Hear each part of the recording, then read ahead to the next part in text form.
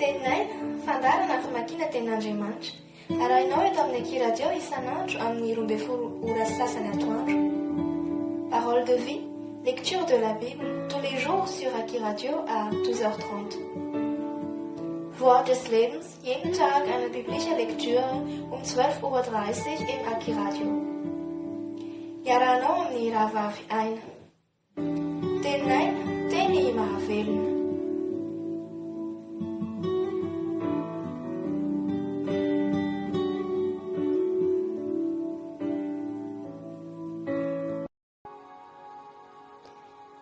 Ny asan'ny apôstôly fahadimy ny amin'ny Ananias sy Safira amin'ny anaran'i Jesosy.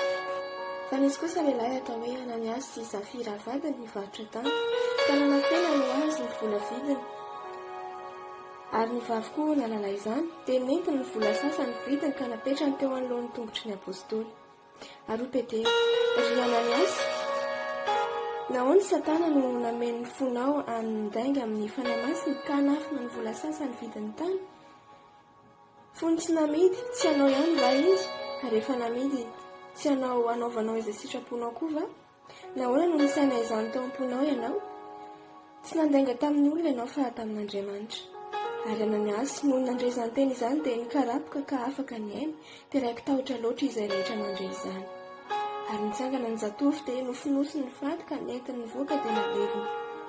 Fa rehefa afaka tokony ho ora telo dia niditra koa ny vavy, nefa tsy fangana izay efa nanjoa teo. Ary Petera taminy, lazao amiko, izany ihany va ny vola vidiny taninareo? Dia hoy izy, eny izany ihany. Ary Petera taminy, nahoana ianareo no niray tetika haka fanahin'ny tompo? Indro, eo ambaravarana ny tongotry ny nandevina ny vadinao ary hitondranao hivoaka koa izy. Dia nikarapoka teo alohan'ny tongony niaraka tamin'izay koa izy ka afaka ny aina. Ary aniditra ny zatovo dia hitany fa maty ary nentiny nivoaka ka naleviny teo amin'ny ilay. Dia raiki tahotra indrindra ny fiangonana rehetra sy izay rehetra nandre izany.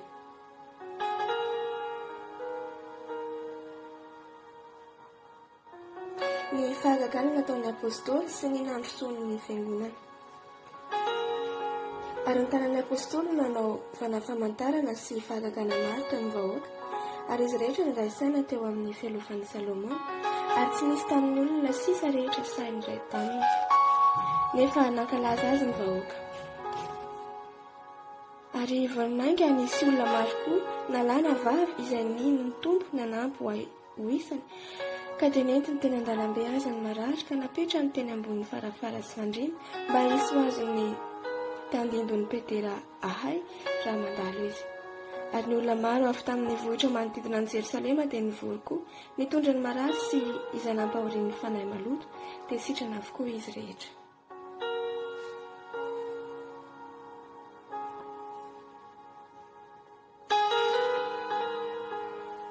Ny namatorana ny apôstôly rehetra sy ny nitondrana azy teo anatrehan'ny Sinedriona. Ary nitsangana misorona be mba amin'ny namany rehetra izay antokony ny Sadoseo fa fenofelonana izy dia nisambotra ny apôstôly izy ka nanao azy tao an-tranomaizina. Fa nisy anjelin'ny tompony namono varavaran'ny tranomaizina noho ny alina dia nitondra azy nivoaka ka nanao hoe mandehana ka mitsangana ary mitory amin'ny vahoaka eo ankianjan'ny tempoly sy ny teny rehetra milaza izany fiainana izany. Ary rehefa nandre izany izy dia niditra maraina koa teo ankianjan'ny tempoly ka nampianatra. Ary rehefa tonga misorona be sy ny namany dia nampiangona ny Sinedriona sy ny olona rehetra tamin'ny zanak'Israely izy ka naniraka nankao amin'ny tranomaizina haka ny apôstôly. Fa noho ny tonga ny mpiandry raharaha dia tsy nahita azy tao an-tranomaizina dia niverina izy ka nilaza hoe ny tranomaizina dia hitanay midy tsara ary ny mpiambina mitsangana eo am-baravarana kanefa noho ny novoany dia tsy nahita olona tao izahay. Ary lehibe ny mpisorona ary lehibe ny mpiambina ny tempoly sy ny lohan'ny mpisorona rehefa nandre izany teny izany dia niroana ny amin'izay ho faran'izany. Dia nisy tonga ka nilaza taminy hoe ireny lehilahy izay nataonareo tao an-tranomaizina ireny dia indreo izy nitsangana eo ankianjan'ny tempoly ka mampianatra ny olona.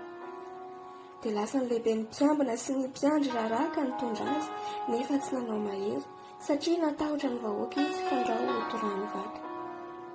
Ary rehefa nentiny dia napetra teo anatrehan'ny Sinedriona ireo ary misorona be nanontany azy ka nanao hoe efa noraranay mafy dia mafy ianareo tsy hampianatra amin'izany anarana izany kanjo indro efa nofenonareo ny fampianaranareo Jerosalema ka tianareo ankinina aminay ny ran'izany lehilahy izany. Fa Petera sy ny apôstôly namalaka nanao hoe Andriamanitra ny tokony ekena mihoatra noho ny olona. Andriamanitra ny razantsika efa nanangana an' Jesosy izay novonoa ny tananareo na antonareo teo amin'ny hazo, izay nasandratry ny tanana ankavan'Andriamanitra ho tompo sy mpamonjy, hanome fibebahana sy famelan-keloka ho an'i Israely. Ary izahay dia vavolombelon'izany zavatra izany, ary ny fanahy masina koa izay fanomen'Andriamanitra ny manaiky azy. Ary nandre izany izy dia lotika ny fony ka niendry hamono azy izy.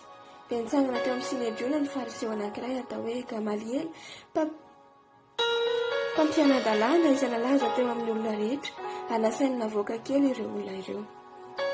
Dia hoy izy tamin'ny namany, ry lehilahy Israely, tandremo tsara izay ataonareo amin'ireo olona ireo. Fa nitsangana fahiny Teodasy ka nanao ny tena no zavatra, tokony efa jato no isan'ny lehilahy izay niandany taminy, fa novonoiny izy ka niahaka izay rehetra nanaiky azy ka tonga tsinitsininy. Ary nanarakaraka azy indray tamin'ny andro nanoratana ny vahoaka, dia nitsangana Jodasy avy any Galilea, ary izy nitaona olona ikoa mianaraka azy, dia novonoina koa izy ka niahaka izay rehetra nanaiky azy. Ary ankehitriny dia lazaiko aminareo mandeha amin'ireo olona ireo ka vilao ihany izy, fa raha avy amin'ny olona izao saina na aza izao dia ho foana, fa raha avy amin'Andriamanitra kosa izao dia tsy ho azonareo foanana, sao dia miseho mpiandy amin'Andriamanitra ianareo. Dia nanaiky azy izy, ary efa niantso ny apôstôly izy dia nikapoka azy sady nandrara azy tsy teny amin'ny anaran'i Jesosy intsony, ary dia nandefa azy andeha.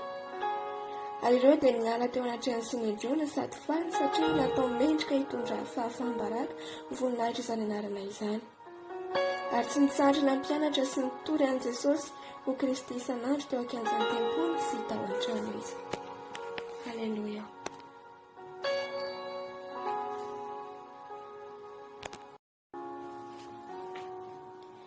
L'acte des apôtres, chapitre 5. Ananias et Saphira. Au nom de Jésus. Mais un homme nommé Ananias, avec Saphira sa femme, vendit une propriété et retint une partie du prix. Sa femme, le sachant, lui apporta le reste et le déposa aux pieds des apôtres. Pierre lui dit, Ananias, pourquoi Satan a-t-il rempli ton cœur au point que tu montes au Saint-Esprit et que tu aies retenu une partie du prix du champ? S'il n'eût pas été vendu, ne te restait-il pas? Et après qu'il a été vendu, le prix n'était-il pas à ta disposition? Comment as-tu mettre en ton cœur un pareil dessein? Ce n'est pas à des hommes que tu as menti, mais à Dieu. Ananias, entendant ces paroles, tomba et expira. Une grande crainte saisit tous les auditeurs. Les jeunes gens, s'étant levés, l'enveloppèrent, l'emportèrent et l'ensevelirent. Environ 3 heures plus tard, sa femme entra sans savoir ce qui était arrivé. Pierre lui adressa la parole. « Dis-moi, est-ce à un tel prix que vous avez vendu le champ ?»« Oui, répondit-elle, c'est à ce prix-là. » Alors Pierre lui dit, « Comment vous êtes-vous accordé pour tenter l'Esprit du Seigneur? Voici, ceux qui ont enseveli ton mari sont à la porte, et ils t'emporteront. » Au même instant, elle tomba aux pieds de l'apôtre et expira. Les jeunes gens, étant entrés, la trouvèrent morte, ils l'emportèrent et l'ensevelirent auprès de son mari. Une grande crainte s'empara de toute l'assemblée et de tous ceux qui apprirent ces choses.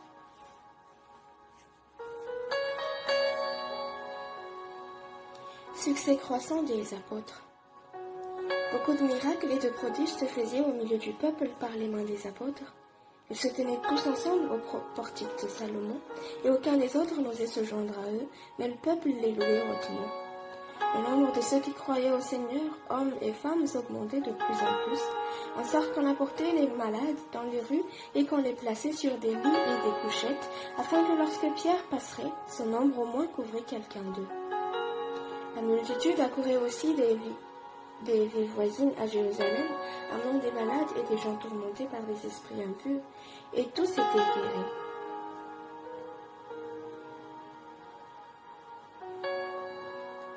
Les apôtres jetés en prison et miraculeusement délivrés, arrêtés de nouveau et conduits devant le Sanhédrin, battus de verges et relâchés d'après la vie de Gamaliel. Cependant, le souverain sacrificateur et tous ceux qui étaient avec lui, savoir le parti des Sadducéens, se levèrent remplis de jalousie, mirent les mains sur les apôtres et les jetèrent dans la prison publique.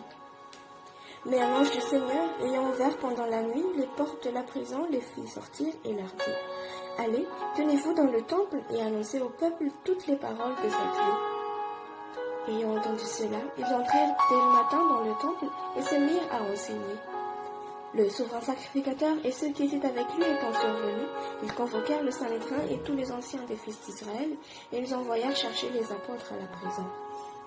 Les huissiers, à leur arrivée, ne les trouvèrent point dans la prison. Ils s'en retournèrent et firent leur rapport en disant : « Nous avons trouvé la prison soigneusement fermée et les gardes qui étaient devant les portes.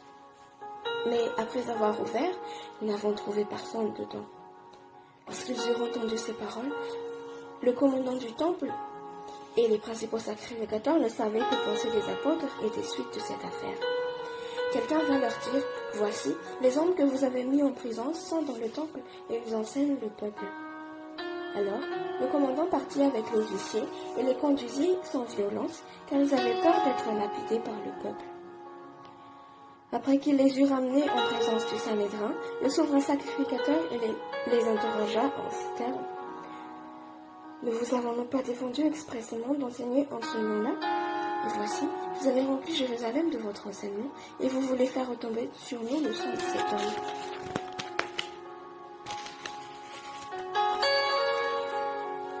Pierre et les apôtres répondirent : « Il faut obéir à Dieu plutôt qu'aux hommes. Le Dieu de nos pères a ressuscité Jésus que vous avez tué en le pendant au bois. Dieu l'a élevé par sa droite comme prince et sauveur pour donner à Israël la repentance et le pardon des péchés. Nous sommes témoins de ces choses, de même que le Saint-Esprit que Dieu a donné à ceux qui lui obéissent. » Furieux de ces paroles, il voulait les faire mourir.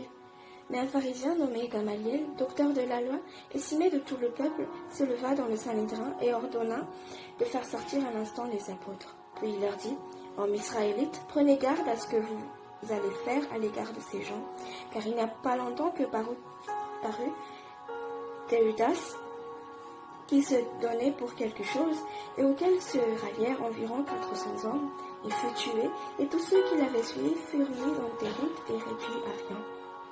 Après lui, parut Judas de Galiléen à l'époque du recensement. Il attira du monde à son parti. Il périt aussi, et tous ceux qui l'avaient suivi furent dispersés. Et maintenant, je vous le dis, ne vous occupez plus de ces hommes et laissez-les aller. Si cette entreprise ou cette œuvre vient des hommes, elle se détruira. Mais si elle vient de Dieu, vous ne pourrez la détruire. Ne courez pas le risque d'avoir combattu contre Dieu. » Ils se rangèrent à son avis. Ayant appelé les apôtres, ils les firent battre de verges. Ils leur défendirent de parler au nom de Jésus, et ils les relâchèrent. Les apôtres se retirèrent de devant le Sanhédrin, joyeux d'avoir été jugés dignes de subir les outrages pour le nom de Jésus. Et chaque jour, dans le temple et dans les maisons, ils ne cessaient d'enseigner et d'annoncer la bonne nouvelle de Jésus-Christ. Alléluia.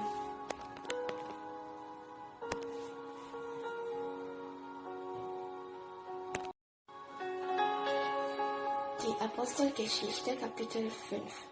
Im Namen Jesus.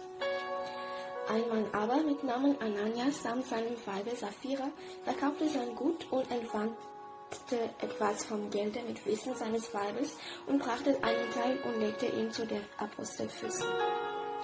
Petrus aber sprach: Ananias, warum hat der Satan dein Herz erfüllt, dass du den Heiligen Geist lügest und entwendest etwas vom Gelde des Agers? Hättest du ihn doch wohl mögen behalten, da du ihn hattest, und da er verkauft war es auch in deiner Gewalt. Warum hast du denn solches in deinem Herzen vorgenommen? Du hast nicht Menschen, sondern Gott gelogen. Da Ananias aber diese Worte hörte, fiel er nieder und gab den Geist auf. Und es kam eine große Furcht über alle, die dies hörten. Es standen aber die Jünglinge auf und taten ihn beiseite und trugen ihn hinaus und begruben ihn. Und es begab sich über eine Weile bei der Stunde, dass ein Weib hineinkam und wusste nicht, was geschehen war. Aber Petrus antwortete ihr, sage mir, habt ihr den Acker so teuer verkauft? Sie sprach, ja, so teuer. Petrus aber sprach zu ihr, warum seid ihr denn eins geworden, zu versuchen den Geist des Herrn? Siehe, die Füße derer, die deinen Mann begraben haben, sind vor der Tür und werden dich hinaustragen. Und alsbald fiel sie zu seinen Füßen und gab den Geist auf. Da kamen die Jünglinge und fanden sie tot, trugen sie hinaus und begruben sie neben ihrem Mann. Und es kam eine große Furcht über die ganze Gemeinde und über alle, die solches hörten. Es geschahen aber viele Zeichen und Wunder im Volk durch der Apostel Hände, und sie waren alle in der Halle Salomos anmutig. Der anderen aber wagte keiner, sich zu ihnen zu tun, sondern das Volk hielt groß von ihnen. Es wurden aber immer mehr hinzugetan, die da glaubten an der Herrn, eine Menge Männer und Weiber, also dass sie die Kranken auf die Gassen heraustrugen und legten sie auf Betten und Bachen, auf dass, wenn Petrus käme, sein Schatten ihrer etliche überschattete. Es kamen auch herzu viele von der umliegenden Städten gen Jerusalem und brachten die Kranken und die von unsauberen Geistern gepeinigt waren und wurden alle gesund. Es stand aber auf der Hohepriester und alle, die mit ihm waren, welches ist die Stätte der Sadduzäer, und wurden voll Eifers und legten die Hände an die Apostel und warfen sie in das gemeine Gefängnis. Aber der Engel des Herrn tat in der Nacht die Türen des Gefängnisses auf und führte sie heraus und sprach, geht hin und redet auf und redet im Tempel zum Volk alle Worte dieses Lebens. Da sie das gehört hatten, gingen sie früh in den Tempel und lehrten. Der Hohepriester aber kam und die mit ihm waren und riefen zusammen den Rat und alle Ältesten der Kinder Israel und sandten ihn zum Gefängnis, sie zu holen. Die Diener aber kamen hin und fanden sie nicht im Gefängnis, kamen wieder und verkündigten und sprachen, das Gefängnis fanden wir verschlossen mit allem Fleiß und die Hüter außen stehen vor der Tür. Aber da wir auftaten, fanden wir niemand darin. Da diese Rede hörten der Hohenpriester und der Hauptmann des Tempels und andere Hohepriester, wurden sie darüber betreten, was dort das werden wollte. Da kam einer, der verkündigte ihnen, siehe, die Männer, die ihr ins Gefängnis geworfen habt, sind im Tempel, stehen und lehren das Volk. Da ging hin der Hauptmann mit den Dienern und holten sie nicht mit Gewalt, denn sie fürchten sich vor dem Volk, dass sie gesteinigt würden. Und als sie brachten, stellten sie sich vor den Rat. Und der Hauptpriester fragte sie und sprach, haben wir euch nicht mit Ernst geboten, dass ihr nicht solltet lehren in diesem Namen? Und seht, ihr habt Jerusalem erfüllt mit eurer Lehre und wollt dieses Menschenblut über uns führen. Petrus aber antwortete und die Apostel und sprachen, man muss Gott mehr gehorchen, denn den Menschen. Der Gott unserer Väter hat Jesus auferweckt, welchen ihr erwürgt habt und an das Holz gehängt. Den hat Gott durch seine rechte Hand erhöht zu einem Fürsten und Heiland, zu geben Israel Buße und Vergebung der Sünden. Und wir sind seine Zeugen über diese Worte und der Heilige Geist, welchen Gott gegeben hat, denen, die ihm gehorchen. Da sie das hörten, ging es ihnen durchs Herz und dachten, sie zu töten. Da stand aber im Rat ein Pharisäer mit Namen Gamaliel, ein Schriftgelehrter, in Ehren gehalten vor allem Volk, und hieß die Apostel ein wenig hinausstund und sprach zu ihnen, ihr Männer von Israel, nehmet euer selbst wahr an diesen Menschen, was ihr tun sollt. Vor diesen Tagen stand auf Theudas und gab vor, es wäre etwas, und hingen an ihm eine Zahl Männer, bei 400. Der ist erschlagen, und alle, die ihm zufielen, sind zerstreut und zunichte geworden. Danach stand auf Judas aus Galiläa in den Tagen der Schätzung und machte viel volksabfällig ihm nach. Und er ist auch umgekommen, und alle, die ihm zufielen, sind zerstreut. Und nun sage ich euch, lasset ab von diesen Menschen und lasset sie fahren. Ist der Rad oder das Werk aus den Menschen, so wird es untergehen. Ist es aber aus Gott, so könnt ihr es nicht dämpfen, auf dass ihr nicht erfunden werdet, als die wider Gott streiten wollen. Da fielen sie ihm zu und riefen die Apostel, steiften sie und geboten ihnen, sie sollten nicht reden in dem Namen Jesu und ließen sie gehen.